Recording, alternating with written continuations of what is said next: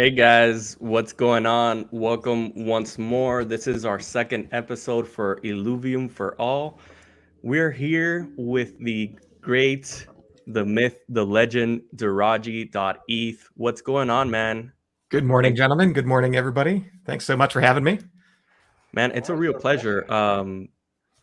We've been having these podcasts for a while in Spanish, and I didn't know you before, kind of like the ApeCoin flash pool discussion, and I know Tolki would always mention you like in our different podcasts, like in admiration of your economic analysis and everything you do for the community. So thank you for being here, man. That's my pleasure. So today we're getting into a few things. As we've mentioned before, Deraji is big into economics, and he's a big part of the Illuvium community. So we just want to get to know you a little bit. Who is Deraji, and how did you get involved with Illuvium, man? No, I'm just a regular investor, so I would say I'm definitely one of the old guys in the chat and hanging around here. I got into crypto early 2021, so it was definitely way late on that from it'd been around for years, but I'd kind of read the media profile of like, it's a scam, it's internet money that doesn't exist. And one of the guys that I follow is Mark Cuban. And I started seeing him posting different projects that he was interested in and investing. I'm like, all right, it's worth me doing some reading here. And so rather than look at it from what's the token price, how far is this going to go, how much money can I make, I really started learning about the technology behind it. And that's like, okay, there is something here, like maybe not Bitcoin, but Ethereum, smart contracts, what's the potential there? And then as a longtime gamer myself, I started thinking about like, what are the applications of this? And that's when I figured out like, hey, GameFi is a perfect use case. Like I spent thousands of dollars in World of Warcraft and other games. And now that I've stopped playing, it's just gone. And like, there's no way to recoup that. It's like, well, even if I got 50 cents back on the dollar, 80 cents back on the dollar, or flipped some items, like I was big into the World of Warcraft economy as a total nerd, and like would play inefficiencies there, buy things cheap, sell them back, and was basically paying for my game for years on just the coins that I would make in the auction house. It's like, okay, this just translates that same idea into real world money. And so with that, I started investigating other projects and what is happening in the space. Obviously found Axie Infinity first.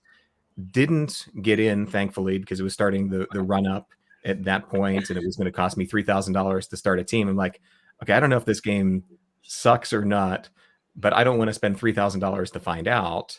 Luckily, I didn't, but still investigating other projects, eventually came across Illuvium. It's like, okay, these guys seem to actually have a reasonable idea and focusing on quality and gameplay versus rushing out a product. And so started hanging out in Discord, bought some tokens, and then that led me to thinking about, okay, let me learn liquidity pools, let me learn these other things. And as I was learning, like, this is really cool. I see a lot of people doing dumb stuff in Discord. I want to help. I want to share what I've learned in the process. And so that's when I started writing on the project and have really hung out in staking chat and getting more involved in governance chat over the months, just trying to help people understand what's actually happening here and not just when land sale, when 10 million valuation, etc. That's excellent, man. Sorry, I missed. How long have you been involved? Did you arrive like in the balancer sale a little after that? Like, how long have you been in the community? So been in the community since July. I found out about the project before staking started, but I was still in my learning phase and I didn't buy at that point. And I was starting to watch the token price do this. I'm like, oh, wait, it'll come back down. And then I realized, oh, wait a second, that's probably not going to happen. And so I did buy in. Still, my initial buy is lower than what the price is today. So that gives you perspective of how long I've been around. That's pretty good, man. So you're still He's an OG. He's an OG. I had an exact very similar experience too. I was like 2 months looking into it, and just so the token price climb up, you have that fear, but it's like no, I need to keep on reading, keep on reading. So if it's good, we're still early on, because you see the yield farming, so it was still very early. So that's what I I was having decided. Yeah, having a beer with friends the one night and started talking about the project. It's like, hey, I found this thing. It looks really cool. And I remember the token's $75 right now. I want to buy in. And then I waited like a couple weeks. I'm like, crap, I better buy in at 200. $200. Yeah, I remember that. Wow. Where the hell was I at that point in time? Playing Axie, bro. Yeah, man. I think I got an Axie around June, July, and I actually built an academy, man. So I had like 30 teams. And I think I still have a lot of those Axies. They're just sitting somewhere. So you were very smart. I was not. I'm still suffering the consequences, but I'm happy that I'm here right now. So on to the next question. Yeah, so Deraji, you spoke to us about like how you got involved, and I'm interested in what were the key points that drew you to Illuvium. What was the most important thing that you saw? I think the biggest thing there is just the quality product. Like there's a lot of other games, and I looked at a number of them and like, I don't want to play this. And if I'm the mainstream gamer, like if you're only playing it because of yield, that's not sustainable and it doesn't scale. And so to me, Illuvium looked like they were doing it right. Now that I've been in the private beta for a couple weeks, I'm like, okay, this is fun. Like yesterday, I actually had a couple hours to sit down, and I don't know how many times I said to myself, okay, one more run. I've got this. I can get past level 16. And like that's the kind of thing, like there's no yield right now. There's no earning it. And so like if I still want to play this, that is a good sign. And we're only playing a portion of the game. And so luckily what I was hoping for almost a year ago is now actually coming true, that it is a quality product. And so I think that's piece one. Piece two is looking at the tokenomics of it and the economy of there being a capped 10 million total tokens that's now down by 236,000 because of SILv2 claim. Like, okay, from an investment standpoint, there isn't infinite inflation behind this thing. And so it's not just something I want to play, but something that I feel like I understand and makes sense to me. If this is successful, if it draws mainstream adoption, the economics make sense. And the key piece there is everybody is incentivized by the same thing. And so it's not seed investors, team investors, us as kind of retail coming in. Like we all have the same incentives, and it's behind revenue distribution. Yeah, man. I think that's pretty good. I love the gameplay, but what drew me into the game was the actual investment aspect of it. The first thing I understood was the tokenomics, and I was like, "How 10 million supply and it burns, so it's deflationary across time, and I'm earning yield, I'm earning rev dis, which we'll get into later." But that's what basically drew me in. And then I started playing. I actually had the beta for 2 weeks, and man, it's amazing. It's not something, and I'm gonna be honest, like I've told everyone, I've never played these type of games before. I was like a FIFA guy, NBA 2K, like esports type like things, but not like TFT or Fortnite, none of these like mainstream that came later. I was more like just sports. So when I played this, I didn't know what to expect, but definitely it's very very entertaining, very addictive to a certain point where you just want to keep beating the levels, and the graphics are just another level, man. It's just it's night and day. When I was playing Axie Infinity for money, no disrespect to Axie, but after a while it gets kind of boring, and the graphics are not, they're kind of, I don't know, they're not that good. So for me, that also is a strong point. So would you say you're strong? Like, what drew you in the most? Was it the tokenomics, the staking, the gaming? Was it all mixed together? type of thing? Probably a combination thereof. That I think, like, you first visually see what the team's putting out. So like we have like Grant concept art, we had kind of initial trailer, and you can't be AAA unless you have that kind of quality. And then the more that I would hear from Aaron of how he was approaching the game design of it being like a chess, something that can translate into esports, like that's a key piece. And then you throw the economics on top of it and it actually making sense. Like it really is the whole package of what I was looking for. Awesome. Having said that, Having said that, it's like it's extremely interesting. It's like I think we can comment on that like a little bit later. I think dipping on that because there are a lot of points in which it attracts you. And in it sets in said regard, wanted to know what in your opinion what is the strongest and weakest point of the Illuvium tokenomics. I think the strongest point we've already touched on a bit, that there's an absolute cap of 10 million that's only going down as people claim SILV2. And then the design around revenue distribution, that staked tokens get 100% of the revenue. And I think that was the toughest thing for me to even come to terms with for a while, until I really dug in and understood it. It's like, how is this sustainable? Like, you can't give out 100% of the revenue. I thought it was 100% of the profit for a long time. And given blockchain and where we're at, it's like, okay, how do we trust the team? How much is actually going to come back to us? Like 100% of the revenue is huge. And then it was really me digging in and understanding, it's like, oh, the seed and team tokens, they are also staked, they get revenue. But more critically, the treasury gets revenue. And so the fact that there's 1.9 million tokens that are dedicated to the treasury at this point, and they're earning, essentially that means that Illuvium needs to run, as of today, on about an 80% margin, that they're going to give 80% of the revenue away to stakers and hold 20% of it back for further growth. But also at the moment, the fact that they had, I think, somewhere in the neighborhood of $45 million of initial funding as their runway, that gives them a couple years that they're not tapping into that treasury. And so we'll probably talk about this later as we get into what's happened with the token price this week and the market in general.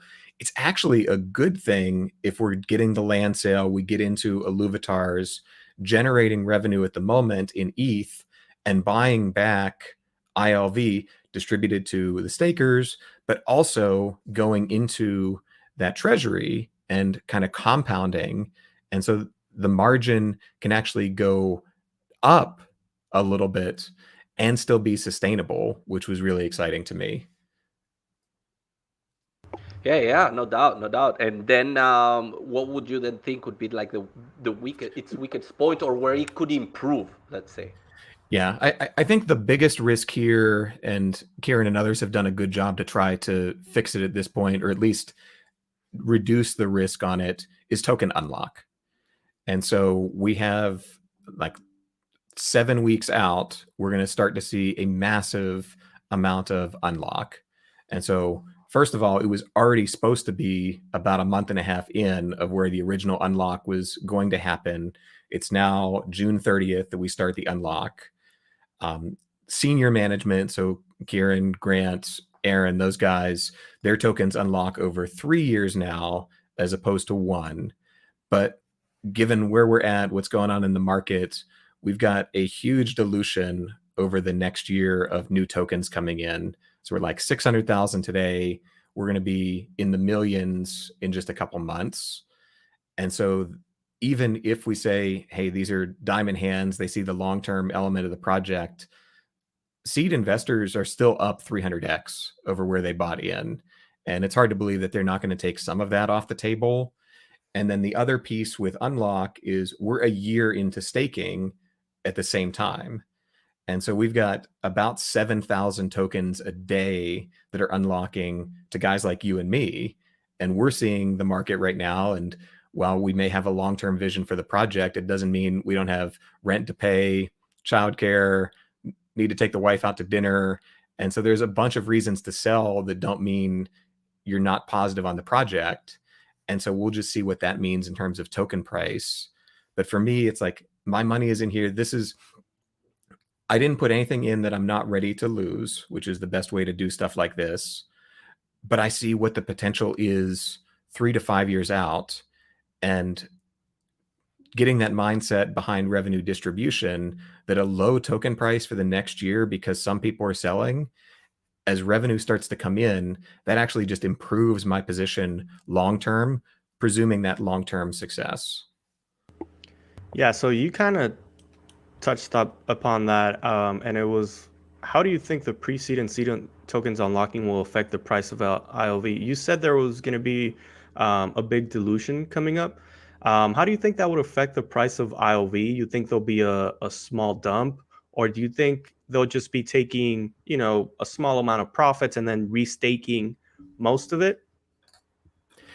I did an article on this recently that was one of my more like predictive and guessing what's going to happen versus actually doing just the math on it.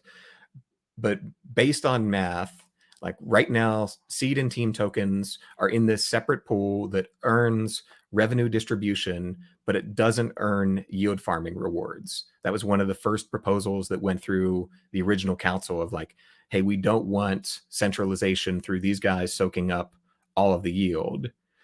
But now we're a year and a couple months later, I see all of those tokens potentially coming over to the yield farming pools, because even if you get 5-10% on top of what you already have, something's better than nothing. And so I see those tokens moving over. If they truly are long-term perspective on the project, they should have no issue locking up for another year and getting 5 to 10% in their troubles.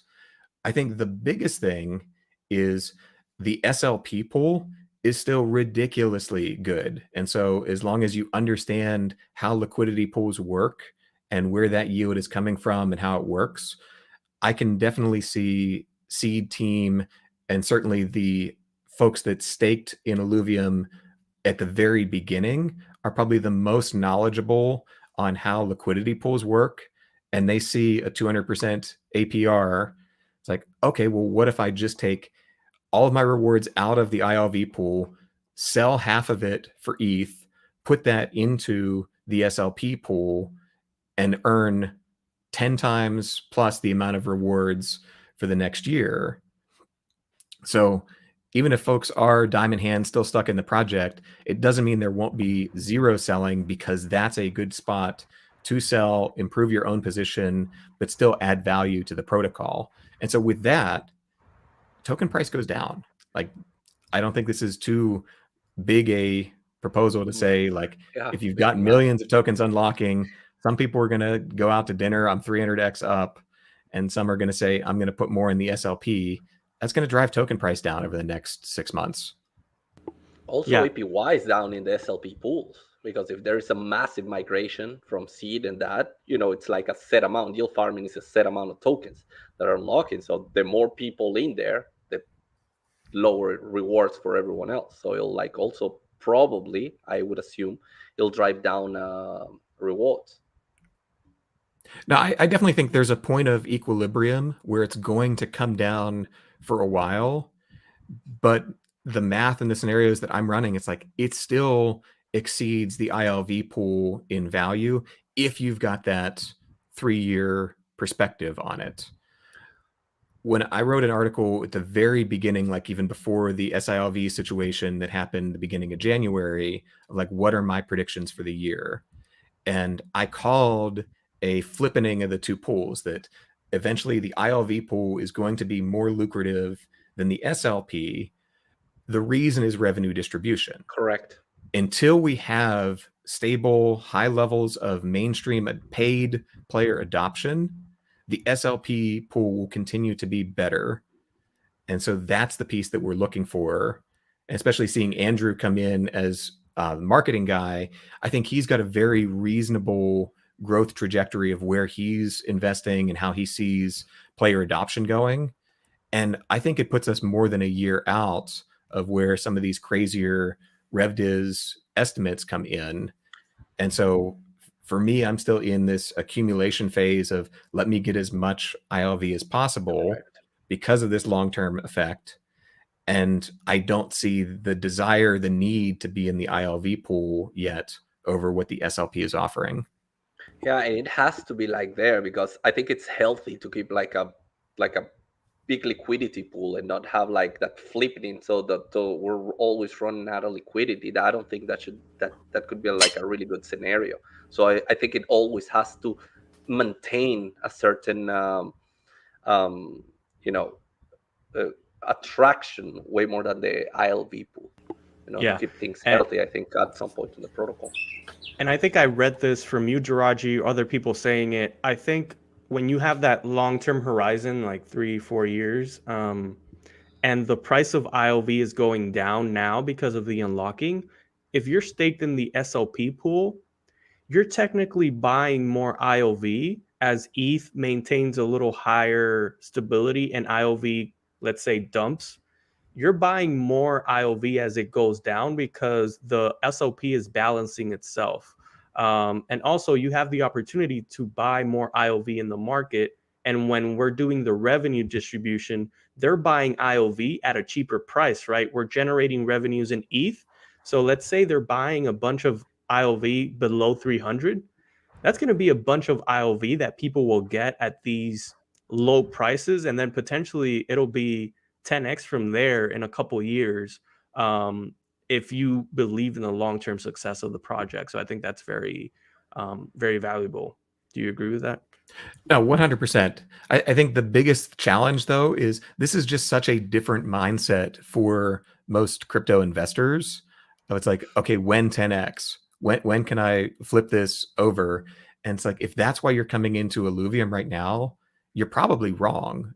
And like one of the biggest things that I railed on in a couple groups is the term ROI. And there's a lot of people that just think ROI means how soon do I get my money back?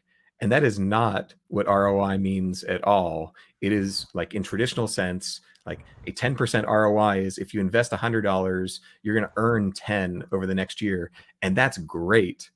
What people think of, and I keep seeing people talk ROI and list it in days. And it's like days to 100%. It's like, that is not investing, especially something like this. It's not going to happen as we talk token unlock and where the price is going to be. And so you have to have that long-term perspective, and we'll see how many people from the Illuvium community actually get that versus I bought in at the all-time high in like $1,800 last November, and now I'm down 83%. I'm out. And so we'll see what happens with them. And I think that's what one of the things I really admire of what you do is, like, I think people that come into the space, a lot of people uninformed, think that there's some like magic money behind this, and they have no idea. Like, it's we're human beings. We produce stuff and that has value to other people and brings in value into a company, a protocol, whatever. But there needs to be value coming in, and people need to understand it's not like tokens are not like this magic thing that generates money. And some people are making money, some people are losing money. So I like when you like cut through like a lot of things like that. You say like, so exactly the ROI. It's like, what are you talking about? Like an ROI in days?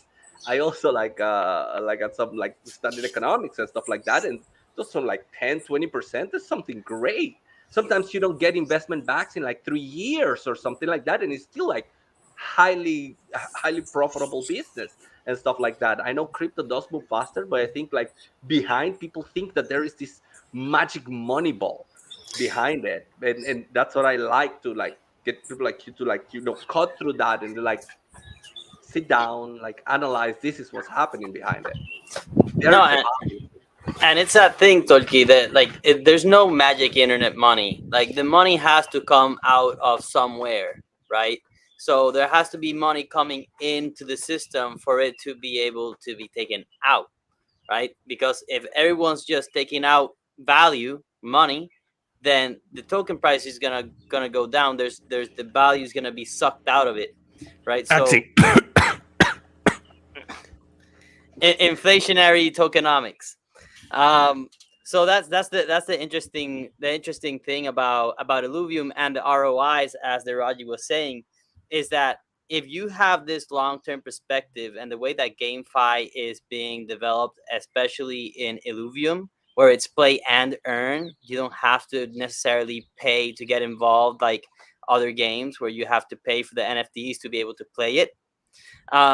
It opens up the horizon to a global audience, a global set of players that are going to be interested in what's going on and are going to want to spend some money on the cool skins or the cool Illuvitar that they want to improve their deck and be a little bit more competitive. So that's the thing when they're already saying about like having that long-term vision. Right now we're not seeing that economy flourishing because the game is still not there yet. We're in the private beta. There's no money coming in order to develop these skins and stuff like that. But it is definitely really interesting to know that we are extremely early. I was one of the people that got involved around $1,200 and ILV, and I put it all in the SLP pool. And I like the SLP pool has been a really nice cushion for that drawdown, but I'm still super bullish. It's interesting because a lot of people, like you said, get involved in a project. They see the boom and then they see the bust and then they leave. And that has not been the same with Illuvium and their community. I've seen a lot of people sticking through it because of the economics behind it. Yep. And great points, everyone. I wanted to follow up just to clarify before we move on to the next. Deraji, when the tokens unlock for the pre-seed and the seed, do they have to move it to a new pool in order to start generating yield? Or can they just keep it in the same place? How does that work? So my understanding is it's basically a completely separate pool right now. So everything is smart contract. And so they're just going to start receiving. And so the daily unlock is about 7,000 tokens. And so every day, seed, pre-seed team, they're going to get 7,000 tokens. They can leave it where it is and it will continue to earn RevDiz, but it won't earn yield farming. And so if they want that little bit on top, and there's actually a reason if they would stake for a full year and move it over, they're going to get even more revenue distribution because of how the math works. And so to me, it's a no-brainer unless they just want to leave the rest of us to get more yield farming, that they would come over to one of those other two pools. But if they do nothing, they continue to get RevDiz, they don't get yield farming. Okay, I think that's very important to understand. Thank you for clarifying that, because I wasn't sure how that mechanic would work, and I think a lot of people also might have that question of when it unlocks. I know they can sell it, but if they don't sell it, will it still generate yields from the ones that we're still expecting to earn through 2024? So I think that's very important. And I think, I mean, Javi said it before on our Spanish podcast, like if you have a golden chicken that's laying eggs for you, do you kill the chicken once you get all the golden eggs, or do you keep the golden chicken, right? I mean, you might sell some eggs, but you won't kill the chicken. So anyways, just some multiply that chicken, and that's the key thing. It's like, yeah, they got the golden chicken, but they bought a bunch of golden chickens at $1 each, and now each of those golden chickens is selling for $300 each. So I'm probably going to keep some of my golden chickens, but I'm willing to get a little bit of that back to diversify in my poultry farm.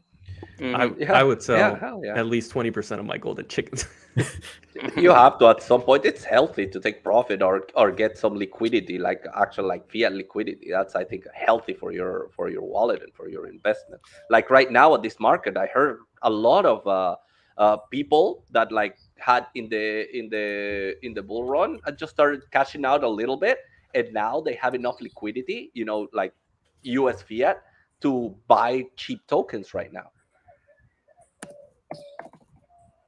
And with that, we can transition Okay. into the next question. That's So great. Deraji, the market's down. We're extremely bearish. Sentiment's down. We hear everyone losing a lot of money everywhere. Everything's going crazy. How has your strategy changed from when we were extremely bullish? Has it changed at all? Are you doing anything different? So here's where the piece of like, before you get into any investment, know why you're getting into it. If you're just chasing a 10x gain, that's not a good investment thesis. And so for me, Illuvium is about having a good quality product. Buying ETH is about seeing, here is a smart or a blockchain technology with smart contracts with application that's going to take years to develop. And so short-term changes in the price don't matter. Like, I'm probably one of the few like true Warren Buffett followers that is also into crypto. But like, his theory is only buy things that if you buy today and the market closes for 10 years, you can sleep well at night. Like, that for me is Ethereum, and hopefully is Illuvium. 10 years is probably a little bit optimistic with how much faster things move here, but I'm happy talking 3 to 5 years with the strategy. And here's where discipline and actually knowing yourself and your risk tolerance and being honest about that is key. Because there's a lot of people right now, even if you weren't leveraged, even if you didn't buy Luna or something that is essentially zero at this point, like, did your theory change on why you're invested in this? And then it's staying disciplined of, okay, how am I investing in this thing over time? And so for me personally, I do dollar cost averaging. And so I'm still buying traditional securities. I love Wealthfront and the like robo investments side of things, of not having to think too much there. And I DCA into a couple blockchain projects. It's every Friday I buy the same amount. And so this week I was like, oh, everything's down. Do I change it up? And I was good. And it's like, nope, you're buying the same amount that you buy every Friday. And that is the key piece. You guys touched on it as well, of like, having some selling is a good, healthy piece of that as well. But you've got to say, okay, if I'm up this much, or every so often, I'm going to take this much off the table. But stay to that strategy. Don't get emotional. Don't react to stuff like this unless your theory behind it changed. Correct. Stick with Yeah, your man. plan. You touched on something that it's very close to my heart, and I think Javi too. I have a video on how I automated my Coinbase Pro, and I show kind of like the portfolio. And Javi, he does some back end work, so he helped me kind of set that up on the back end for Coinbase Pro. And I tweet every single Friday, DCA Fridays. Like, I love Fridays. And I always invest the same amount. I tell people, it's like, for me it's 200, for you it can be $20, for others it could be $1,000. But just get in, little by little. I mean, this is not financial advice, but this is what I've learned from people like Warren Buffett and other investors, that time in the market beats timing the market. So that's something that's very important for me, and I do it constantly. Just identify an amount that's comfortable for me, my paycheck, and my household, and then just put that in every Friday. Try to stick to the plan. And I actually, I made a sin this last Friday, Dhiraji. I switched my plan, realizing what I think is now a full-blown bear market. I switched it to buy 80% ETH and 20% Bitcoin. And before, I was buying like all these like Cardano, Solana, But I just decided I think Ethereum is going to have a catalyst this year, hopefully.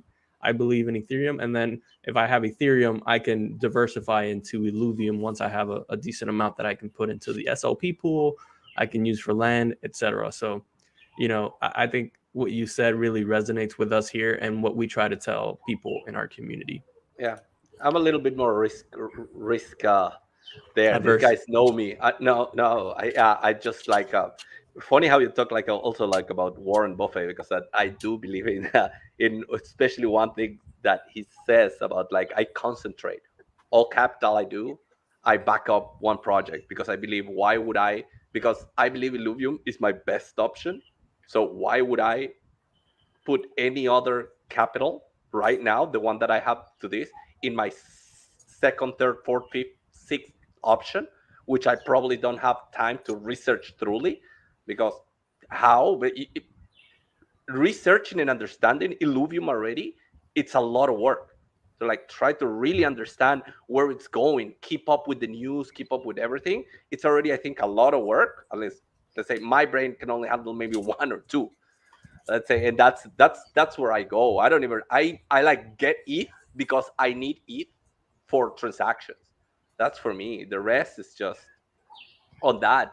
When my plan has gone after the 3-4 year period that I want, then you could say I could start like looking into other projects or stuff like that. But I mean, right now it's just like a straightforward race, and that's why I don't care about as you say short term price fluctuations. This is my goal. I believe that these guys are the what they have shown. They have shown a good product. They have shown that they react good to like adversities.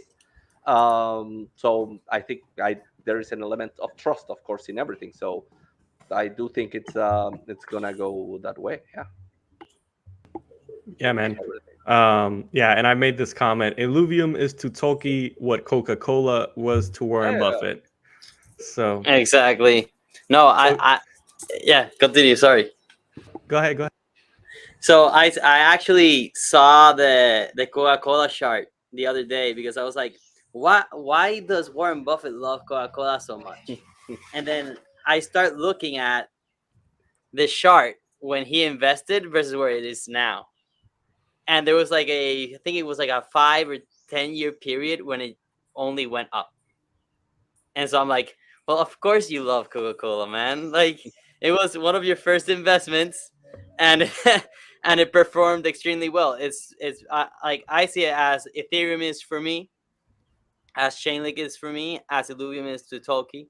And Deraji, I have a question for you. You touched on what you're doing, DCAing. Are you in with Illuvium? Do you continue to put into the SLP pool, or are you stacking ILV? I'll be honest, I am not DCAing Illuvium. I have kind of the amount in there that I'm comfortable with relative to my total investments, and adding more in there doesn't make sense to me because I'm putting more risk. So I'm the anti-Tolkien on this one. I do like a little bit more diversity. And so that's where Wealthfront comes in for me. I'm not able to track the global markets. I'm paying attention very closely to Illuvium and a couple other projects. But for me and my wife, like, I want a good retirement. What's the best way to make sure that we don't screw that up? And it's buy the whole market. And so I put more into that every week than I put into crypto by a lot. But I do have a couple crypto projects that I do DCA into, and it's something that I can do cost effectively. And so Illuvium, the other watch out you have is transaction fees. And so if you're staking a lot, that's going to kill your return because you're paying a lot of it in ETH gas fees that's immediately gone. There's never return on investment there. And so you got to be much more careful as to how much you're DCAing into something like Illuvium or something where it requires that kind of staking or transaction fee. And so a lot more of mine is done in centralized exchanges, depending on what they offer. So FTX, I like Gemini just from a cost standpoint and ease of fiat on-ramp. but it's like, and to your point as well, it's not 50 projects, it's like 3, and that's every Friday I'm buying 3 things, and it makes it a lot easier to track. Do you want to tell people really what they good. are, or do you want to keep that Sure. to yourself? No, they're It's not just super exotic. It's ETH, Solana, and Aave. Very good, very good. So you're bullish on DeFi. That's great. So I think this is something that you kind of were talking about right now.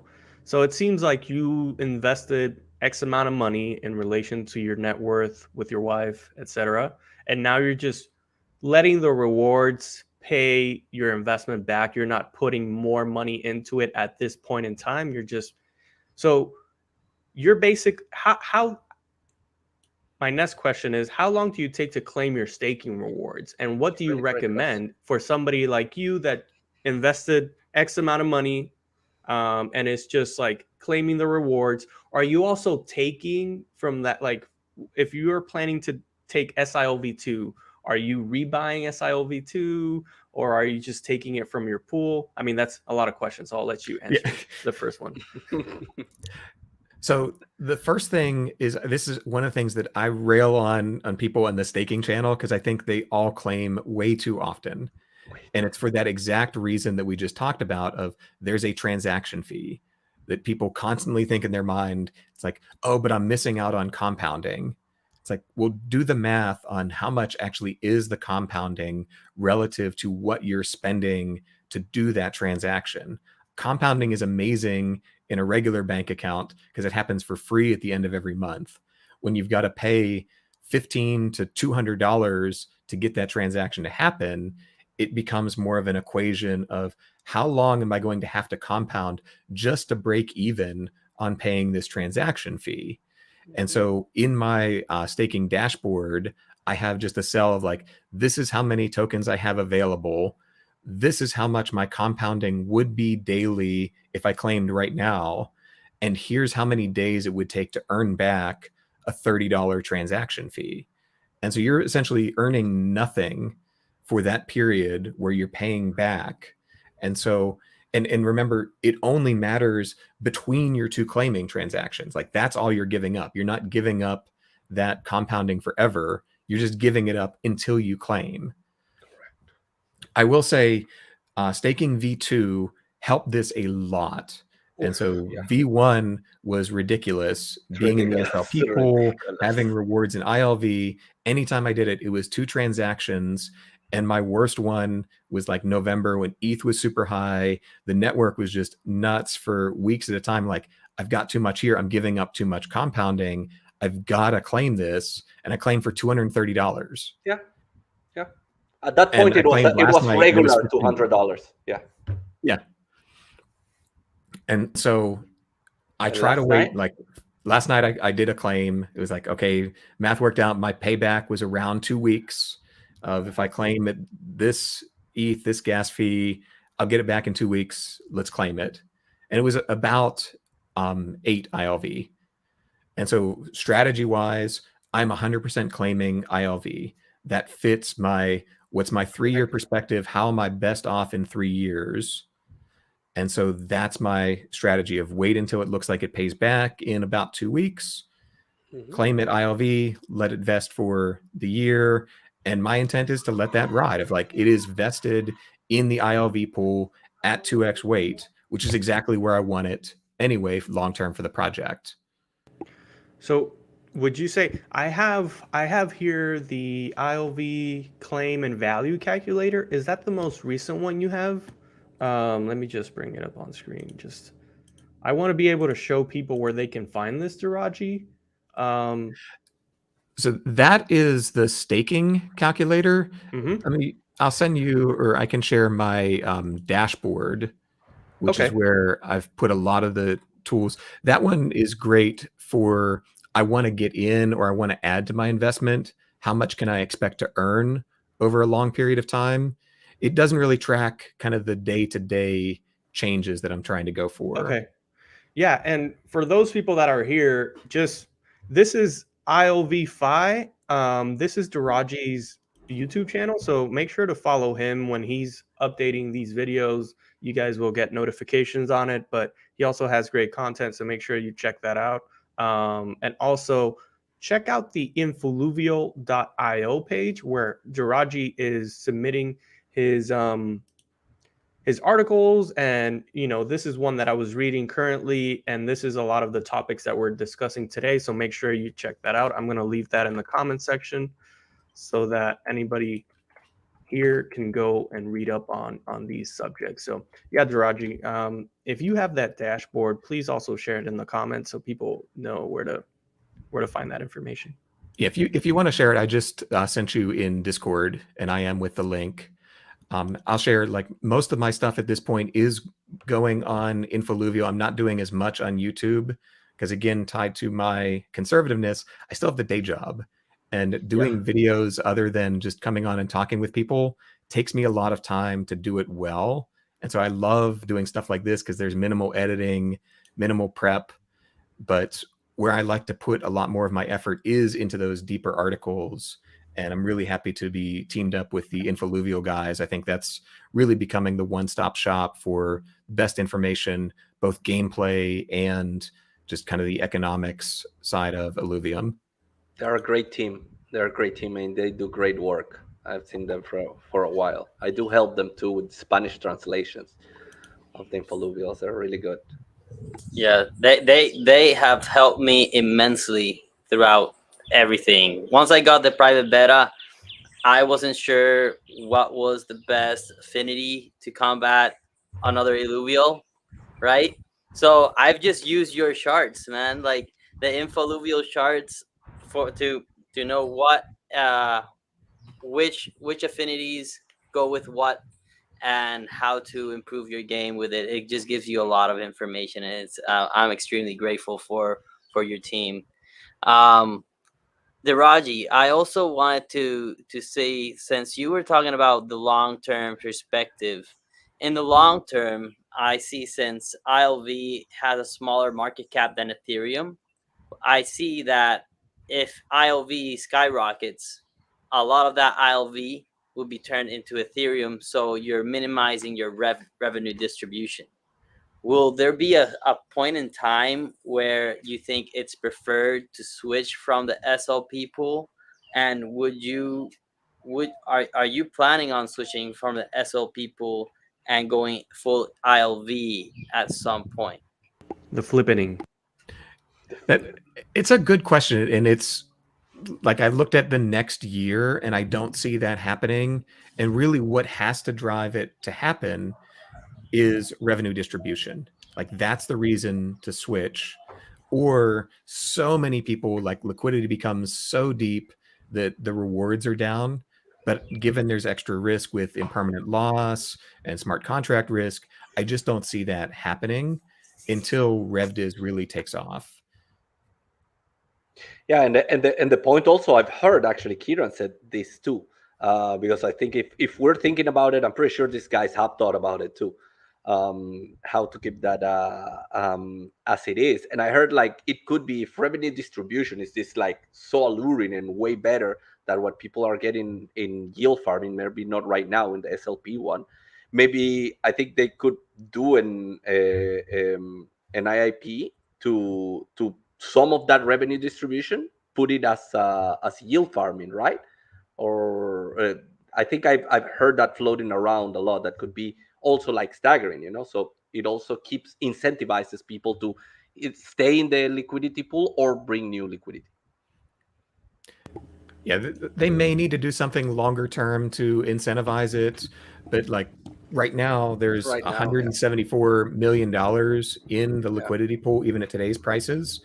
If we're talking about a land sale single event, if that generates $100 million in revenue, like, the utilization is 60% of the pool, which is going to generate a lot of fees to the holders as well.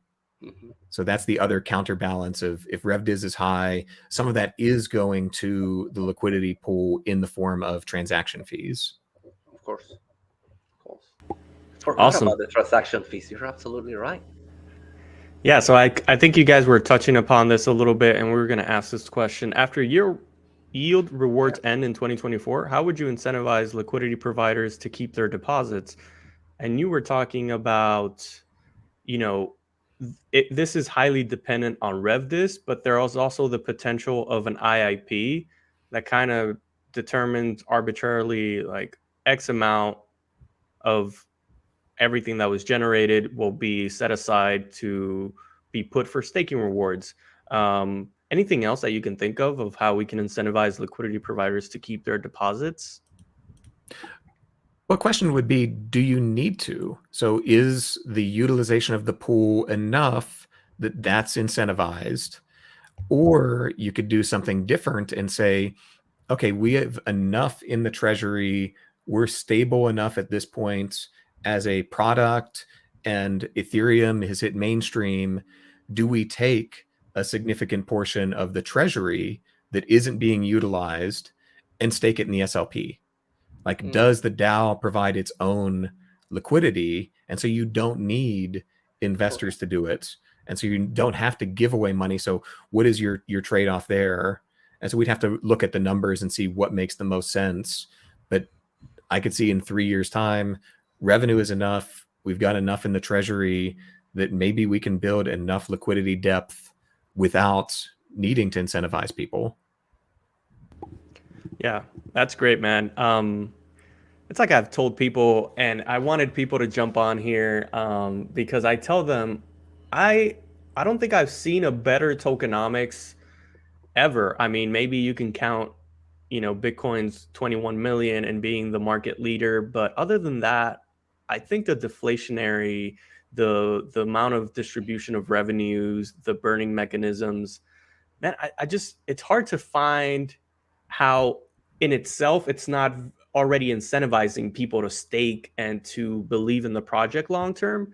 So, like you said, I think right now, yeah, once that starts kicking in, the revenue distribution and the DAO is kind of self-sustaining with all the revenues being generated and then giving back to its investors, I think that in itself is incentive enough, right? Like, so yeah, man, I think that's pretty powerful. You got any other questions, guys, before we move on from this topic? Can go on. No, I think I'm cool. I think I'm just thinking about. Yeah, basically, I know a couple people that just love the liquidity pools because of the activity during volatile times. So there's a lot of transaction fees that are generated that you don't see in the calculation for the APY. So that just builds into your LP, and when you take it out, that's where it'll be present. Yeah, and I saw this in the Vetamore Vetcast. Shout out to Vetamore. I don't like using the word APY. I like APR because I think people confuse both, and I think APR is like the best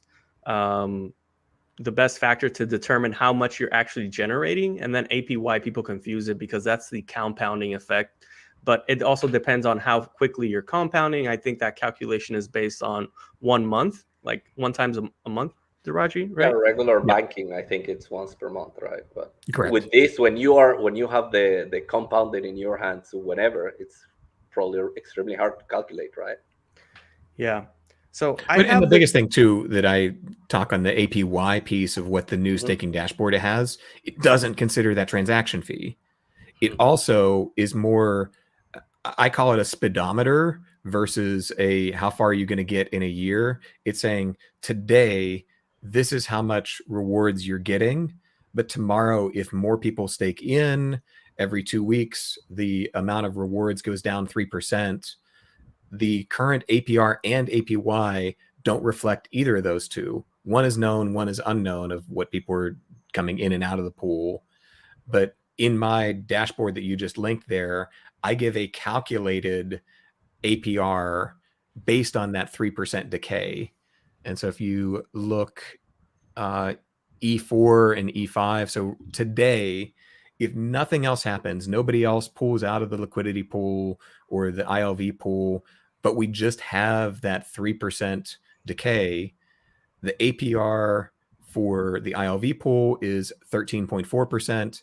For the SLP pool, it's 164%.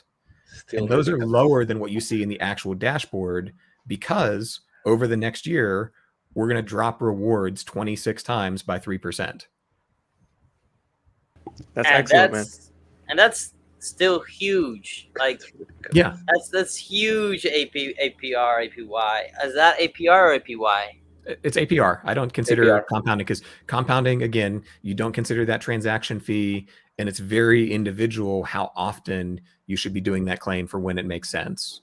Yeah, almost impossible to average, I would guess. Yep.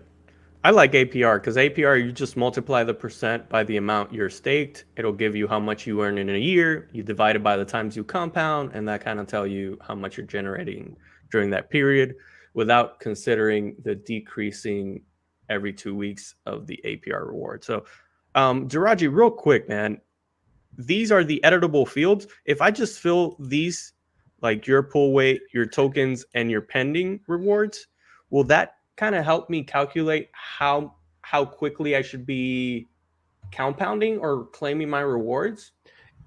One of the nice things in the V2, the official V2 dashboard, is they added a cell at the bottom that was how much ILV am I getting per day? And that to me is the key number. Really good. I've had this for months, but I'm basically trying to do the same thing. So yeah, if you enter your pull weight, your number of tokens, you'll see here's my daily estimate of what I'm earning today in ILV. In the your pending reward cell, that's what I was talking about earlier, that you can say, hey, I've got 2 ILV pending. The next cell over will say, in dollars, how much am I earning or giving up per day by not claiming? What am I giving up in compounding? And then the next cell over is, how long in days is it going to take me to earn back an average, say, $30 transaction fee? So somebody has it changed right now to 5.44 is their pending number of ILV. Right now, if they would claim, they would be getting 90 cents a day more in ILV, which means it's going to take them 34 days to just get back their transaction fee. So you're giving up 90 cents a day by not claiming, but to claim costs you $15 to $150 depending on ETH network. Okay. So can we put this in arroz y habichuelas? Can we put this in rice and beans? In layman terms, how do we find out what is the most efficient way to, because I mean, I just want to read this as fast as possible. I'll take my time later. But for those that are watching, where do I know what is the sweet spot number? How do I get my sweet spot number of, hey, I need to be claiming every 10 ILV or every 5 ILV or this amount of days? So there's where the other calculator that you had, the first one that you showed, if you go back to that, I need to do an update on this, but I did have the video that you shared, which was the gas optimized video. It's in depth. I know I'm boring. I'm talking spreadsheets for 40 minutes. No. Cool. You can put your exact pull weight, your number of tokens in there. And the elaborate sheet to the right basically shows, of the different claiming strategies, how much is that going to make a difference over time? And so if you claim every day, which is like optimal, you'll get the most ILV possible. So here, let me zoom in a little bit here. Yeah, so over on the left, again, that kind of purple color, you can enter your own information. So staked SLP, staked ILV, your weight. And even if you have unclaimed rewards, you can enter it. So, yep. Does that not work for you to edit? Oh, yeah. Okay. And so over on the right is really based on that information. If you follow these different claiming strategies, how much are you going to end up with? And so the 2 that I always look at first is on the far right, there's a column that says never claim. Okay. And so you're going to have no transaction fees until the very end. And this will just say, if you set it and forget it, you never come back to this thing. At the end, you will earn 37.9 ILV based on what you put in. Okay. If you jump over 5 rows to every day, that says every day, regardless of ETH network fees, I'm going to claim. And so if you look slightly further down, there's a cell over average claim fees. I have at 32 right now. So you're going to spend $36,000 in Ethereum to claim every day for the next year. What that is going to give you is an extra 0.9 ILV. So you're essentially buying 0.9 ILV for $36,000. That's a That to lot of me, That makes sense to me. So Oh man. this is a really good tool. Like I had Yeah. to do this, and it's like it facilitates to a lot of people. I like recommend everyone to go and get on it. I played with it, but like before that was back almost a year ago, back July, I had to do something like that myself. You know, the amount that you want to do, how often do you think it was gonna claim? That's why I had like a bag of ETH, because I knew like back in those times, those transactions were horrible, and you were like saying like every $200, and then taking into account too, like, you know, value of money over time too, because if you never claim though, yeah, you never pay any gas fees, but then it's a whole other year of vesting that will allow you to reach that unlock of that deposit. But that is pure gold. What you have Yeah, there man. is just like gold. I need to jump into that video and jump into this with my numbers and then be able to dig into it deeper.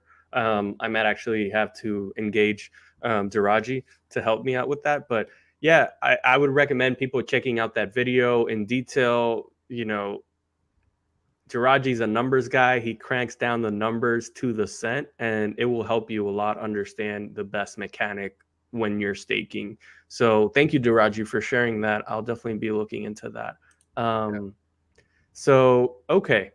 So I guess we've been on for an hour, guys, talking about claiming, talking about staking, tokenomics. I guess now we can get into a little bit of what's going to happen, you know, June 2nd, which is the land sale. And, you know, my first question is, have you analyzed the different land tier production efficiency in relation to their starting price? And I mean, I guess the question might be a little complicated. I'm just asking, right? We know that the different tier of lands will have different landmarks. They will produce different elements and at a different rate, right? We can estimate what that is. We don't know the exact number. And they also have production boosts. So based on that, is it better to buy a tier one or like buying 10 tier ones versus buying the equivalent in ETH of a higher tier? So what are your thoughts on that? Have you analyzed that? What are your thoughts? I'll say it's tricky. And the problem is we only know less than half of the equation right now to actually predict it. And so if we're going into this first land sale, it's going to be before we have the Illuvium 0 game. We have no open beta where people are buying fuel. And so what we're modeling right now is if each property is played optimally, which is also not a guarantee, and every property is played, what is the relative value of each? And so that we can know. And doing the math between the number of fuel sites, between the production boosts, it's basically every tier up is about a 3x value in terms of fuel production if played optimally and if all of them are played. And so pure math, it says tier 2 should be 3 times the cost of tier 1. Tier 3 should be 3 times the cost of tier 2, and so on. Tier 5 is just ridiculous, so don't worry about that. Yeah. No, that's not for mortals. Yeah. But the challenge that we're having at the moment is basically we're having an argument over how well will the oil wells produce oil, but there's no cars yet. So there's no use case. And so you can produce a ton of this resource. You can spend money on different tiers of land that have different amounts of production of oil, but nobody knows what oil is actually going to go for. Like there's nobody at the pump yet. That's when we get into future land sales, and we can see, oh, there's this much being spent on travel fees. There's this much being spent on curing shards. Then we can really get into the math of, okay, how much more efficient is it to buy these different land tiers from a purely economic standpoint? Right now, we're just having a discussion of how much oil can we produce with no use case. Yeah, definitely. I try to also like crack down on that based on exactly the only information we have. That is, sites, fuel sites, and production boost. We don't even know the landmark, what the boost of a landmark is either. So that's also a highly unknown variable. And yeah, you have to make like wild assumptions to try to come up with some sort of reasoning as to why one of it is more. I think the closest I came to in my wild assumptions was to like try to see not only like the amount of production one produces more, but like how, if used all resources, let's say, how fast can it produce? Because that's also a thing. It's time consuming. So for you, like you, Deraji, you say I have a full-time job, I invest in a lot of things. So do I have time to like manage 40 tier 1 lands, or like let's say 10 tier 2 lands? Maybe they give me like a little bit more ETH, let's say, but that is not, it's not manageable. Like, is it like, also I'm gonna lend them for like how much, another 50% off? Is it really an investment when I have like SLP? Would there's some other options in there? Yeah, I think it's like, it's tricky, but I think in the higher tiers, though, they become very very enticing, very nice, appealing. Would it be? Yeah, I guess. I think time wise, because people, I think, have to. I like it. I think a lot of people say like Vedmore. I think said is not his his play style much. The time of city building thing. I love it. I love that. It brings me back to like Command and Conquer. I was like, I love those games. So I'll definitely do it for that sense. But yeah, I think I've been trying to crunch numbers and see how fast it produced. Trying to concentrate on how much faster would it take in minutes. If a T1 does something in an hour, how long would it take a T4 to do it? So yeah, that's where I've been trying to go to. Yeah, so it seems like the higher the tier, the most likelihood of it being more efficient, right? At the time, cost, but also you said it goes up a factor of 3 in price theoretically.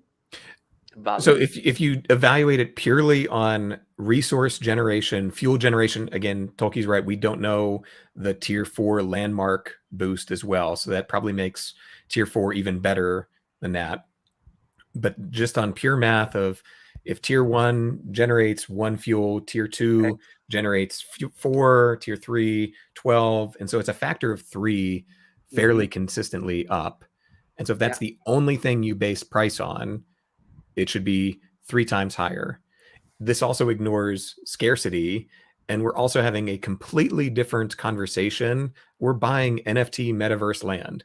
Like, nobody else is doing the math of utility of that. Everybody else is buying other side, Axie. Everybody else that's doing land is a speculation of what they're doing in the future. We already see a use case that is planned, and there may be more use cases in the future. And so going into this first land sale, it's cool we're having this conversation. It's interesting to talk about because I'm a nerd, but we don't know. It is speculation because it all depends. Everything that we're saying is about mainstream paid adoption of the Illuvium main game. Without that, this conversation doesn't matter, and you're buying an NFT. Yeah. Correct. And you bring a great point. It's funny to me because a lot of people at Illuvium, I mean, a lot just people I think who are less experienced investors, they're always talking about like, oh, the utility. And I'm like, man, like all these people bought Axie, but like Pavia, other side, all these lands that they're just a JPEG right now. They're just like, they don't do anything. And you don't see those people like questioning what's the utility of it. They just want to buy a piece of land. And over here, we actually see utility. We see that you can actually play a game, and it depends on the main game, the actual economy aspect of generating fuel, selling that fuel, or generating blueprints to sell, to forge skins, etc. But that's the most tangible utility I've seen so far in an NFT that's land so far. And people are just worried about ROI, and their ROI question is like, how quickly can I make 100%? So it's like the incorrect term of ROI. It's like they're not considering 15% a return on investment. They're not considering how much that land in itself can appreciate or hold its value against other NFTs in the market. They're just thinking about how quickly can I make 2x on my money, from purely income, right? Not considering the appraised value of land, not considering the scarcity aspect. So yeah, man, I think that these are great points. So having said that, So the fun question is, what land would you go for? What do you think? Or if you're going at all for it? Like Bedmore said, he wasn't interested in at least this land sale. Yeah, Tolkien, the more that we're talking, the more I realize I'm exactly like you, is I actually want to play this game. Like, Yeah. this is so cool of micromanagement and like, how do I eke out a little bit more gains on this? And I want to play that regardless. And the fact that there may be a financial payoff to it is awesome. And I love what the team has done with even game theory around when do you sell your fuel? Oh, The fuel price is going to speculate. Do I hold it back? Do I dump it on the market? And so there's just so many layers of it that just appeal to me as a game that I do want to play. I do want to get in, but also acknowledging what is my time commitment and what am I really going to do? Do I buy multiple lands? And is my wife actually going to be interested in playing this thing? Probably not. So I have, going back to a question from earlier of like, what's my SILV2 theory, is I'm an all claim ILV, and I have bought on the secondary market some SILV2 at a discount. Again, SILV2 is a total futures play in the bet of ILV price when there's an actual use case. And this past week has shown it can really drop rather quickly. And so don't count on just doubling or tripling your money by buying SILV2 when we still got 3 weeks to go before the sale. But that said, again, I've got a certain pot of money that I've put in. I have SILV2. I'm comfortable with this just being a speculative bet on an NFT that I think has a cool game behind it and I think has utility. And so my gut right now, we'll see based on the market and what's happened, I'd like 1 tier 3. Cool. That's kind of what I'm going for. If I see tier 4 is falling, there's no demand for it. And again, looking at kind of this math of, is it 3 times higher than tier 3? Do I actually have the SLV to get it at the end? Okay, maybe I jump on a tier 4, or I think everything is going at a completely stupid valuation. It's way too high. Then I'm happy walking away with nothing except RevDiz. Yeah, man. Sorry. I think I would love to go for a tier 2 or tier 3 as well. It just depends on how much the market lets it drop. But yeah, I'm a full-time accountant. You know, I don't think my wife wants to be helping me, you know, work the land or anything. So I think it'll be on my shoulders or any scholars that I can find if I do the Axie Infinity route. But yeah, definitely, I think depending on where the market goes, I was betting big on SILV2, and SILV2 let me down. So, you know, fool me once, shame on you. Fool me twice, shame on me. So yeah, I'm with you, Deraji. I think it's smart to put in money that you're willing to, you know, willing to risk. But yeah, definitely, I'm no longer claiming any SILV2. I'm just claiming ILV because it's the safer route. But with that said, I think Javi has a question for you. Yeah, so Deraji, what do you think the impact, right, will be for SLV2 as more of it is used in the land sales, Luvitar's gameplay as a token? What do you think the ramifications of it will be? I mean, the biggest thing of why it was even created, which I love Aaron or whoever came up with the concept of it, is it was to add value to stakers that want to be involved and want to play the game. And so there are some folks where it's like, hey, I can use this to kind of create my gaming budget for a product that I'm excited about, and I don't want to have to put more money in. And so essentially, the Illuvium DAO is giving them gift cards for just leaving a little bit of money with the protocol. And so, like, that was the intent behind it. I think we've seen more of it so far get used by whales and bigger investors to get liquidity out. And they've been willing to take 40 cents on the dollar at the day to get that money immediately versus claiming ILV and waiting 12 months. And again, it's not necessarily always a bearish thing that they need liquidity. Stuff happens in life. I've got this money coming in from Illuvium. I'm willing to take 40 cents today for what I would get as $1 a year from now. And so, like, those are two of the main, like, reasons why it's used. We've now kind of seen this community generated pool on Uniswap where folks have the ability to buy in potentially at a discount, knowing that there is a use case coming in 3 weeks where I can buy SILV2 today, and at the land sale, it will be pegged to the value of ILV. But we're saying, I think the value of ILV in 3 weeks will be more than, like, this morning, it's trading at $121. ILV is trading at $293. And so you're saying I can buy this gift card for $121 today, and in 3 weeks I plan to use it on land, and I think it's going to be worth about $300. That's a cool deal if it works out. But if the market continues to go down, something else happens, land sale gets delayed, is going to be awful for folks. And now you're holding this gift card that is now selling for less. So I think it's a cool opportunity. I think the functionality of it is awesome. For the long-term health of the DAO, it's nice because every SILV2 that is claimed is taken off the top of that 10 million max token supply. And so right now there's a little over 236,000 SILV2 that have been claimed, which means that's 236,000 ILV that will never exist. We'll see as time continues to go, like, that's the deflationary burn mechanism of ILV. Yeah, man. I think and it's you pretty projected, powerful. right?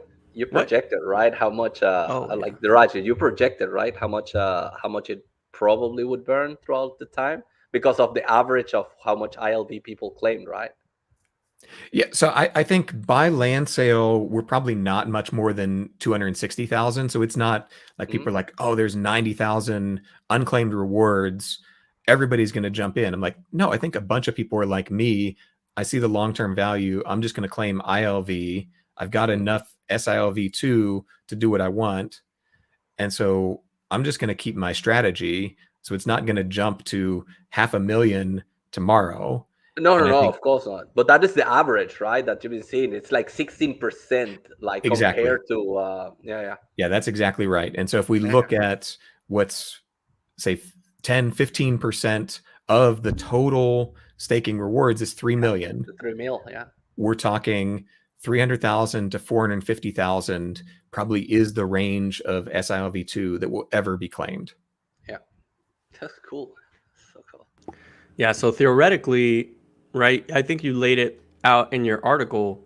You know, as the amount of SILV2 is used, the burning of those SILV2 will make SILV2 more scarce, and also the supply, as you claim SILV2, the supply of the overall 10 million ILV is being reduced. So that should create some sort of deflationary aspect, right, that we haven't seen yet. And you projected it. Do you think it'll be very, like, a lot of people will catch on and stop doing it?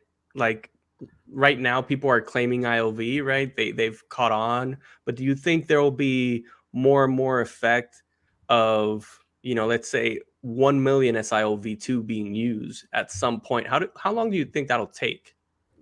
I never think that's going to happen. I just don't think there's the demand there.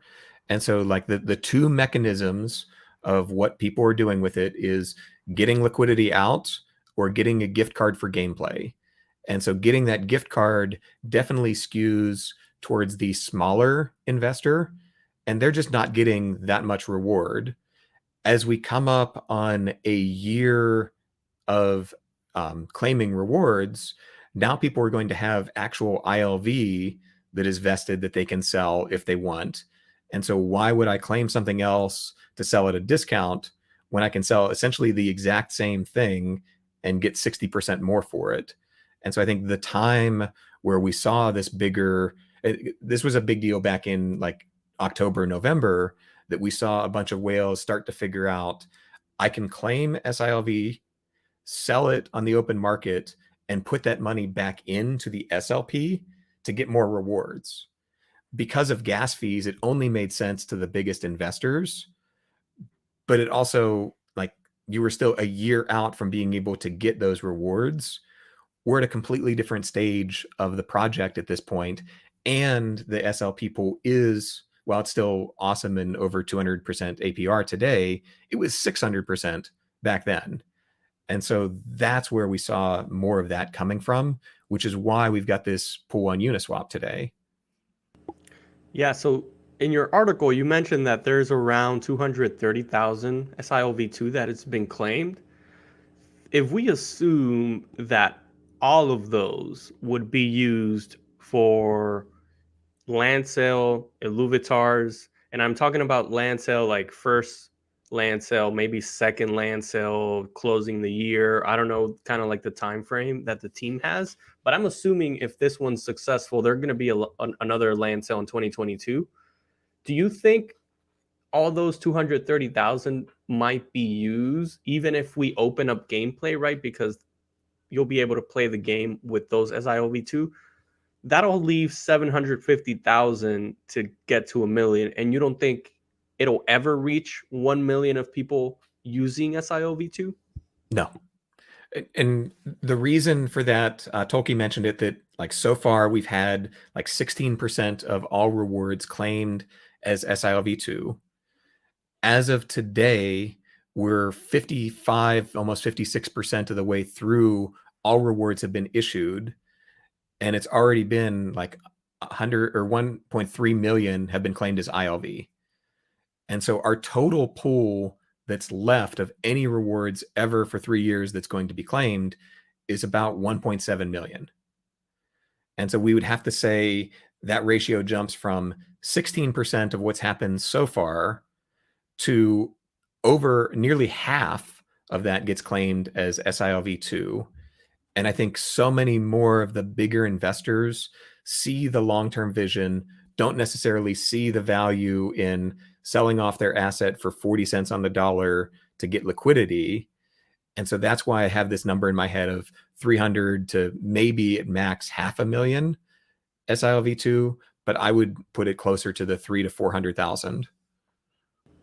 Interesting, yeah. And I see your point, because as the game evolves and it gets older and more mature, a lot of people that came in the beginning years will start unlocking actual ILV or actual ETH. And at that point, if you have ILV unlocked, there's kind of no point of using SILV2 at all when you can just use the full amount of its worth, right? I mean, you could still use in-game SILV2, and and it would have the same weight. But yeah, I see your point. I mean, it doesn't make sense, especially for people that have been here longer and people that have larger claims. So let's say 500 cap and then our 9.5 million supply. Does that have any other burn mechanism if people aren't using SILV2 or aren't?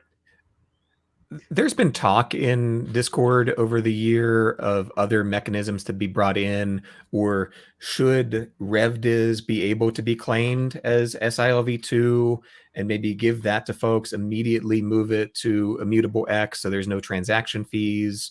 So that's something that's been speculated and probably does add value, again, to those smaller investors that really just got in early but want to play the game. But that would have to go through an IIP and kind of build that in. But as of today, the only mechanism of generating that SILV2 and reducing that 10 million cap is staking rewards claimed as SILV2. Awesome.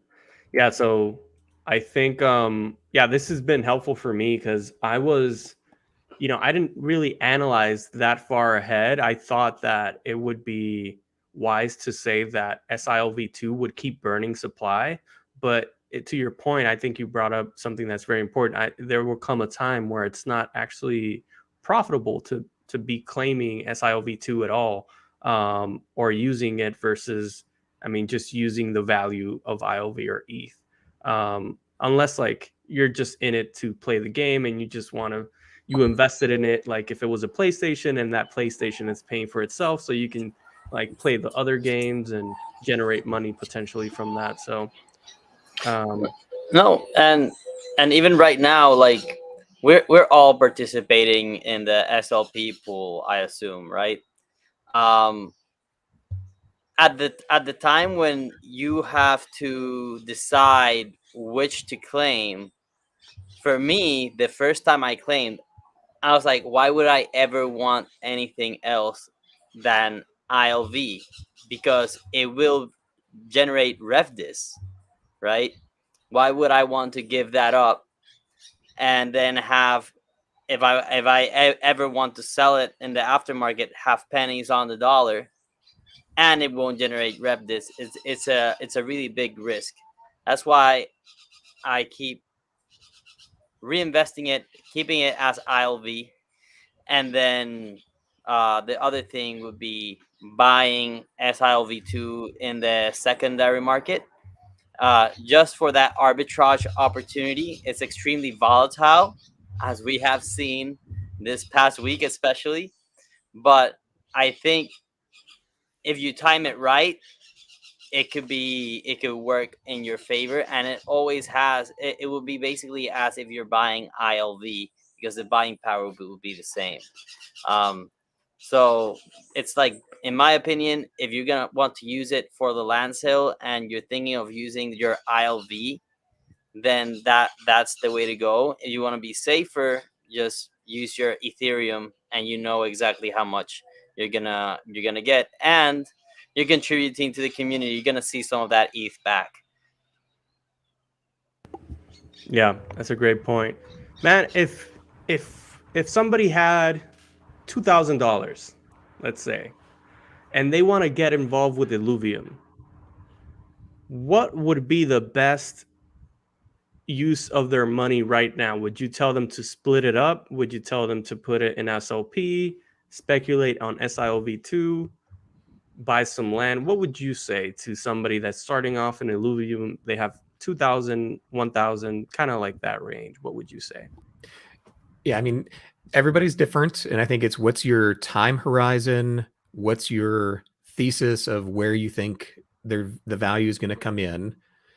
I think if you're assuming Illuvium is successful long term and you want it from an investment side, the staking version 2 has really brought down fees, but you still have fees to get into the SLP of the sushi swap, the adding liquidity, and then the fee of staking it with the protocol. I do think your best return, assuming all of that's true, is probably in the SLP today. If you want the more degen play, I think land is very interesting, and I think the discount on SILV2 is very appealing if we say, hey, the market feels like it's kind of stabilized at this point. I think in 3 weeks, we're going to be okay. I'm going to get $300 worth of stuff for $120 in a gift card today. And even just playing that, if you want the short-term trade, assuming the market's going up from here or staying stable, I think the SILV2 pool is going to approach the ILV price by land auction. I think midway through the land auction, it's going to fall off again because demand goes away. But if you really just want the 3-week play and you feel good this is the bottom, I would look at the SILV2 side, consider land. But if you're that longer term, I think the SLP pool is the better spot to be right now. Not financial advice, just my perspective. Yeah. I have a follow-up question to that. I've always thought that I have this kind of theory, and what better way to test my theory with the Deraji tokenomics guru? I thought that right as people start buying land on the first day, and SILV2 becomes scarcer more scarce in the market, it's going to drive the value or the price of SILV2 higher for day 2 and for day 3, because as people kind of learn about the land sale, they'll be like, oh, I can buy it cheaper with SILV2. They'll be looking for SILV2, and at that point people are using it, they're not selling it, right? So where they're going to find it, they're going to find it for the people that are willing to sell it for a higher price, right? So do you think that can hold true, or do you think it'll be like an immediate sell, like people buying SILV2 speculating not for land, and then they'll sell it off on day 2 when it's like the most hype? What do you think?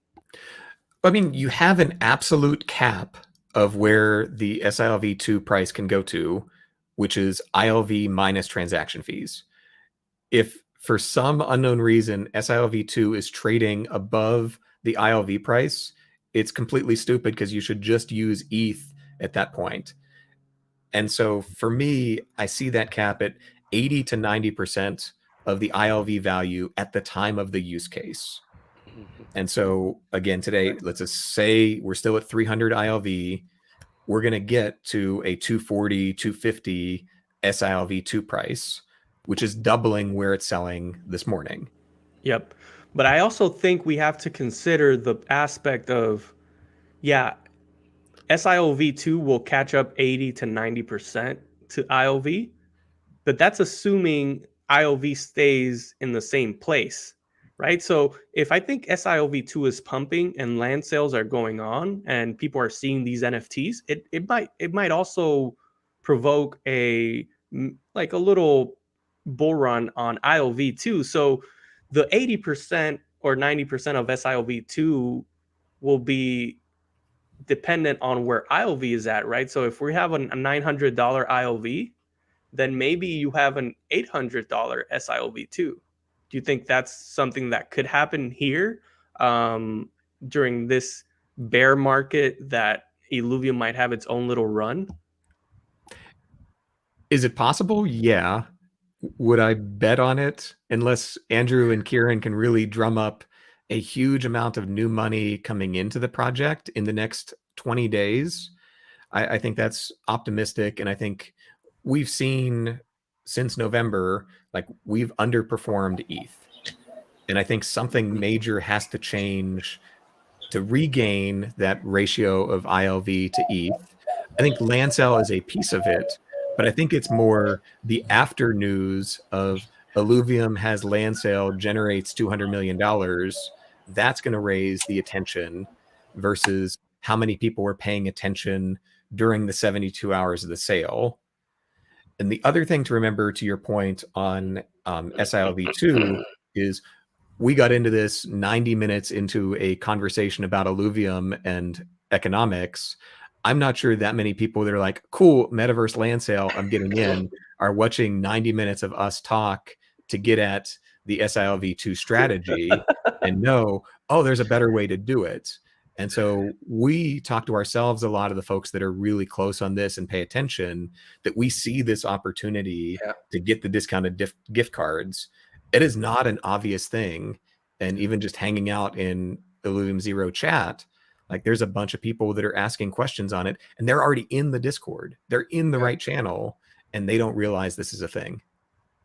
Yeah, we sometimes get bubbled in about the same people that we are with the same people we're talking, and we think that's also like a general consensus that wow, everyone knows about it. But no, like you can even see like the amount of like rangers, like more active people that are in the Discord of 190, almost 200,000 people.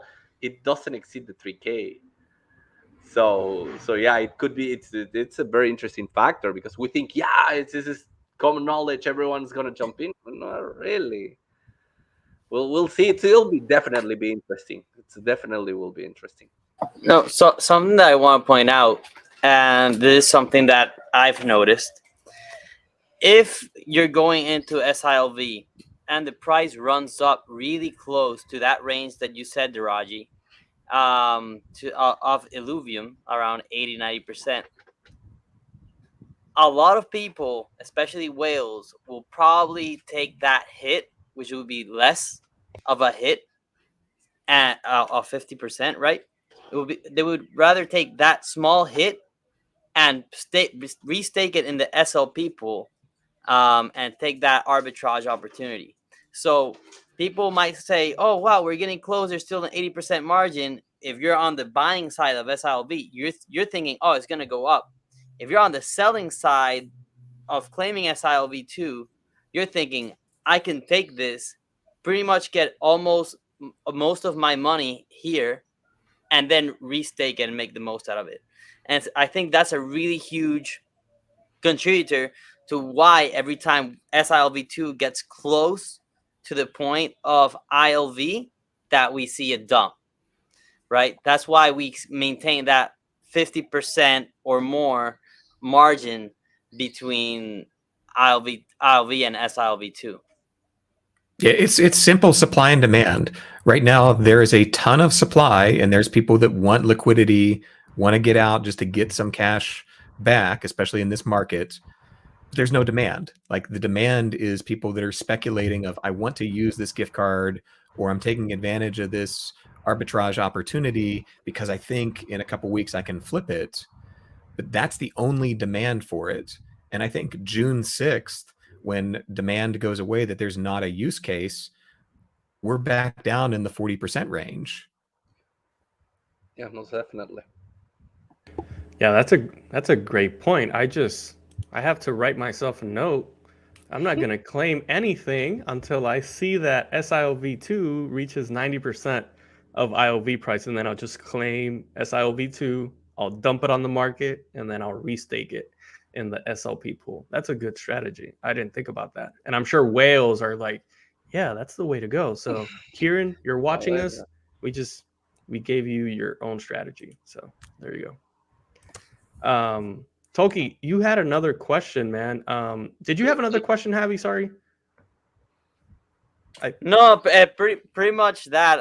I think once I was thinking about it, like when I was just staring at the chart, I was always looking at the way SILV2 would react and how much more I wanted to go up.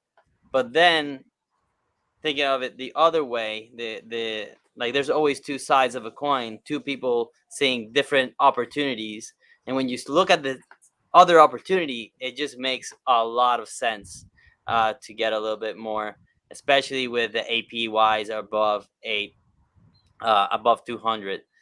Back then, it made sense to even cut it even more in half, right? When you had 600 APRs. But right now, you will have to wait for that margin if you want to do that, right? But you do have slippage, so you have to account for that as well. Yeah, so you just gave me a lot of ideas. This has been a great conversation. Thank you for everyone that has been here throughout this time. I know there's 2 people currently watching.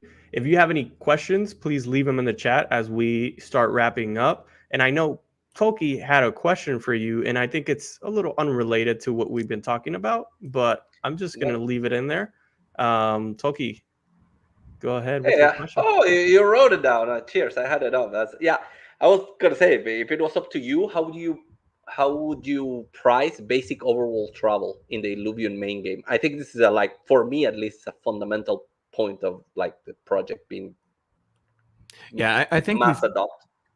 As Illuvium and the team has got more economists and more people to think about this, I see them going the right direction.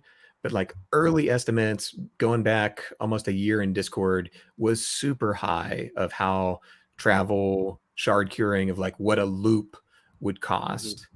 And to me, Illuvium's success is really 3 points. So number one is launch a quality product. Number two is drive paid mainstream adoption and drive that adoption curve as fast as possible. And three is retain that pool of mainstream paying players that you've gotten to. And so when you think of it in that sense, people have a certain budget in mind of what I want to pay for video games or what my entertainment budget is.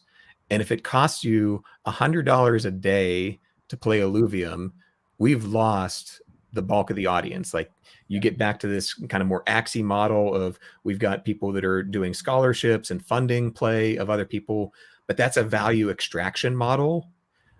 Where Illuvium can be different is it's got to be a fun product. And I just tweeted this morning. Frobe shared something that I responded to. And it's like, when we have mainstream gamers that go up to their friend and they're talking about Illuvium and they don't say blockchain, earn an NFT in the first 30 seconds, and they just say, this game is fun to play. You've got to check this thing out. It's very addictive. I was top 10 in the leaderboard. Like, we've got them. And so the question is, how do you price to enable that to happen? It's not $100 a trip. It's $1. It's $3. It's microtransactions. And it's like, hey, I paid $3. I had a lot of fun and actually made a couple dollars today. This was cool. Like, that's where you get that mainstream. And so for me, it's look at the math of microtransactions, and it's on the sub $5 range for most things. That is awesome. Yeah. That goes exactly. That's exactly why I wanted to ask you, because I like heard this, and we've always had that $50 average. Even the bot had it, remember, per cycle. I still thought that was like, it's blockchain gaming. It still looked way cheaper than any other proposal out there. But if, as you're saying, the goal is to compete like that, to say like, yeah, let's play a fun game, and you can get free to play. But then if you say, I'll spend $1, I'll spend $3, I'll spend. I lived in most parts of like not developed countries, and I would still say like it's easily three, as you say. Like I was thinking under $10 range, but I think like under $5 looks like beautiful, and like milk that microtransaction. I think FIFA was just like making ridiculous amount of money on microtransactions right now, and everyone is trying to like get behind. But for me, it seems always logical.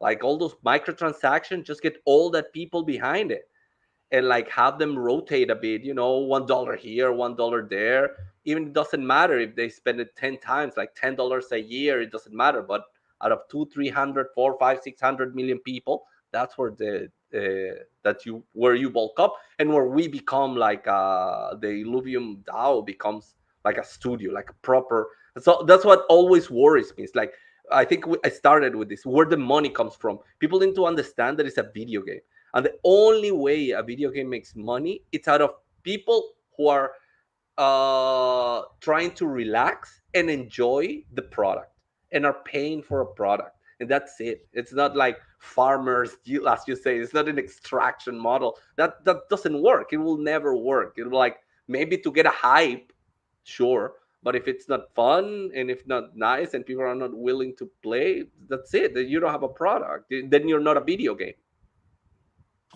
No, yeah, and especially if they're planning on making it mobile, I think with having it being able to be playing it on the phone, right? Then you can get a global audience as well. And then that's where a lot of microtransactions happen, like in games like Clash of Clans, for example, and city builders in your phone.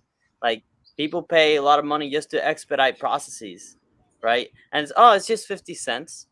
But a lot of it's just 50 cents can add up really fast.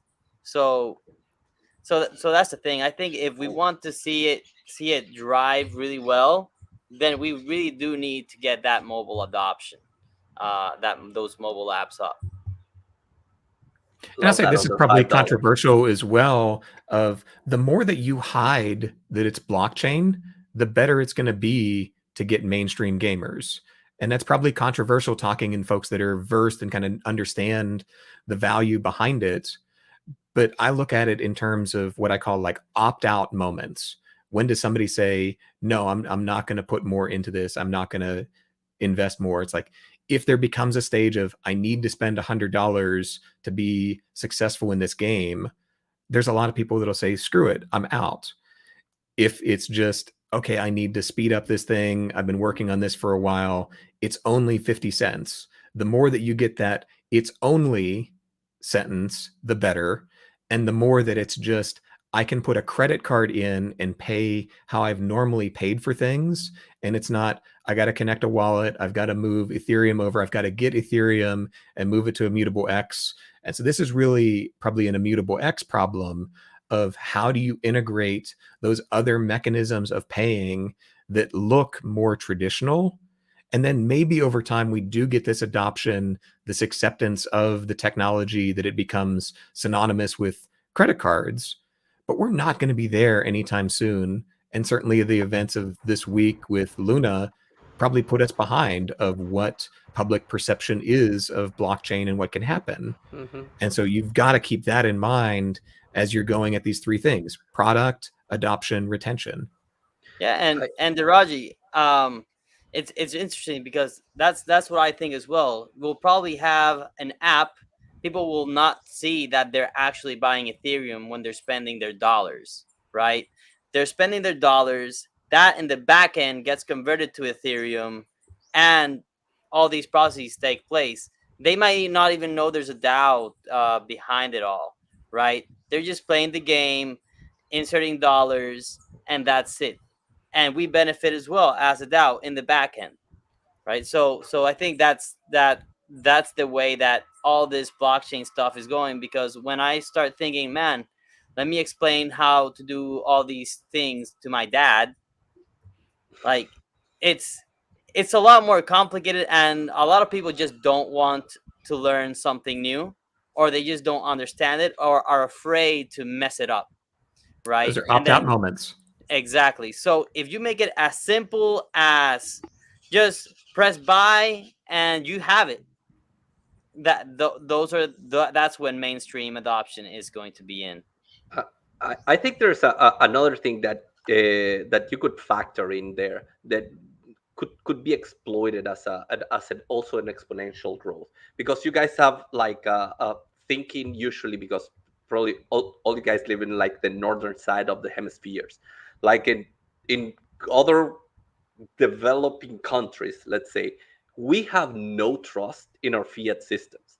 We have not that backup thing. And it's like a lot of people like in the US and Europe, let's say, like they say, with crypto, it's it's shaky, it's way too volatile, whatever. I keep my dollars, I keep my euros, I keep my pounds. You have that safe haven.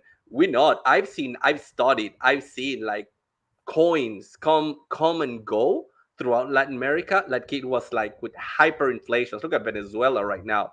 So like I would say we, as I live in these regions of the world, I are way more keen in trusting something like decentralized, like even more back, maybe better than Luna, like ETH or things like that, and people would be less afraid to go in there. When you said crypto, I said, well, yeah, well, I lived through the 80s here, where like I had to carry like in the back of my pickup truck full of money to go buy two loaves of bread. So I think a lot of countries and a lot of people uh, have been into that experience, and we don't have trust in our fiat system at all. And when you start going there, like price it in at that under $5 too, you're like, because yeah, we would trust you on the crypto, but if you're like $50, $60, then you lost us. That's ciao. It's not gonna happen. It's gonna be a very small percentage of the population. But when you start driving that mentality under 10, under $5, and you add crypto to it, I think a lot of people in these regions could rally behind like a good steady base, while everything also develops in the let's say conventional more gaming side of it. I think it's extremely interesting to think about.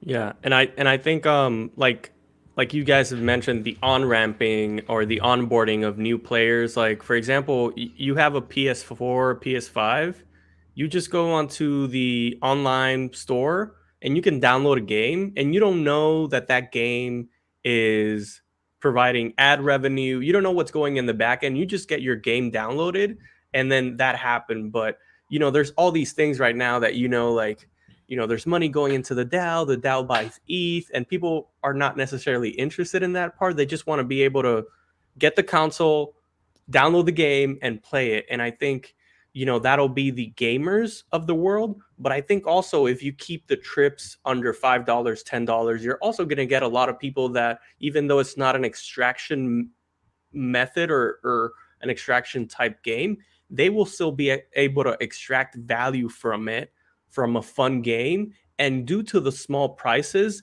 and the high value of the assets that you might be generating, like fuel, if you're a scholar on land, or if you are starting a new trip with a little bit of ETH in the Illuvian main game, you might be able to capture Illuvials that you can sell on the secondary market. And then, those people in the southern part of the hemisphere, like Tolkien is saying, they're able to better their economies, right? And they're be able to buy more assets. So I think, this is a game that'll be fun to play. But I think the way the economy is designed, it's also helpful for people to start from a small level and little by little increase their exposure and their and return on investment, and not only investment of capital, investment of time, right? Because that's something that the gaming industry has never given to the common Joe, right? It gives it to the professional gamers,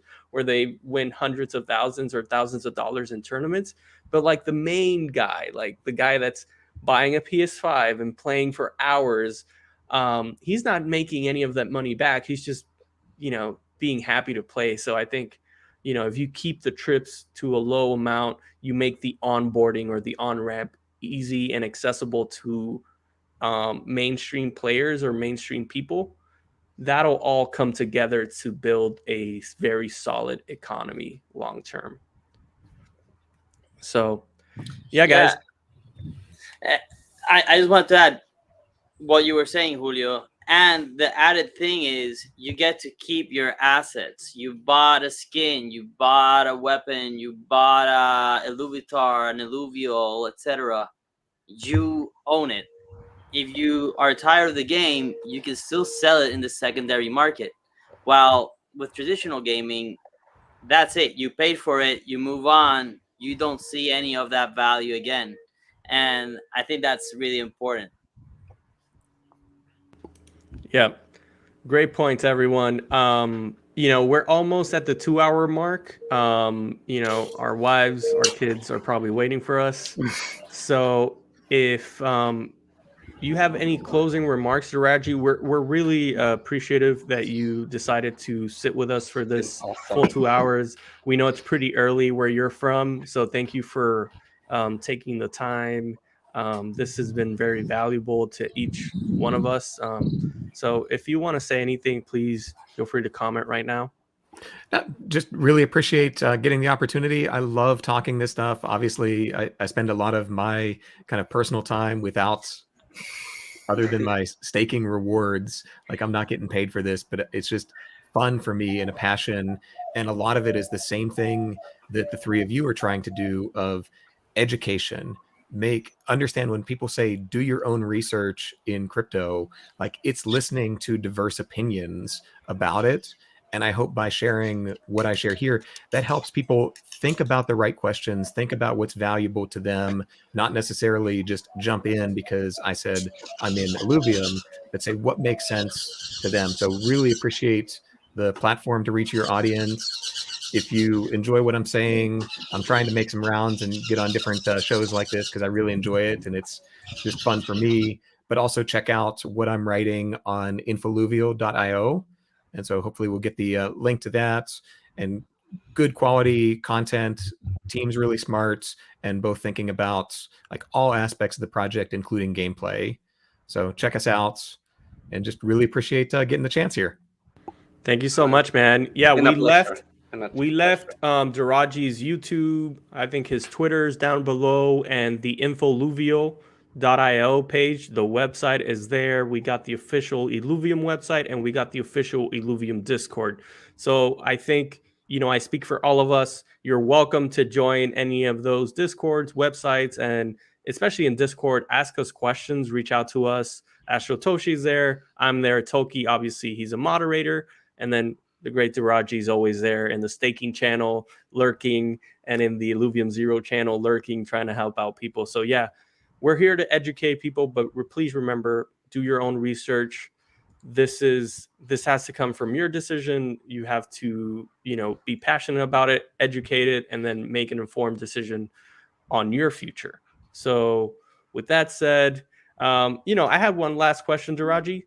Do you know what is an Alluvisexual? So I watched your Vetamore interview, so I was prepared for this. Didn't cut you off guard. That's good. So I don't know if I'm fully committed yet because again I'm not like Tolkien that I'm all in on this, and it is a appropriate proportion of my life. But I'm Alluvisexual curious. That's a great answer, man. Yeah, That is an awesome response. Yeah, we're trying to bring awareness. You know, people ask us, "Is this a DAO? What is that?" And then, you know, some of the moderators are like, "Oh no, that's the Spanish community going crazy," and we're just trying to bring eyes to Illuvium. You know, we love Illuvium. We believe in the long-term success of Illuvium, and it's not, you know, it's not meant to be anything. You know, what do you say? It's just some salsa on it, baby. You know. Yeah, it's just a little, you know, a little sprinkle. You like the spice around these parts of the world. Yeah, exactly. It's not supposed to be inappropriate in any way. Exactly. Yeah. So, well, with that said, you know, thank you everyone that watched the whole video. This is our channel, En Arroz y Habichuelas, and this is our podcast, Illuvium for All. Thank you, Deraji, for being here. Thank you guys for showing up as well. Toki and Ashitoshi, thank you for everyone that was watching. Please like, comment, and subscribe. And we'll be seeing you in the next one, guys.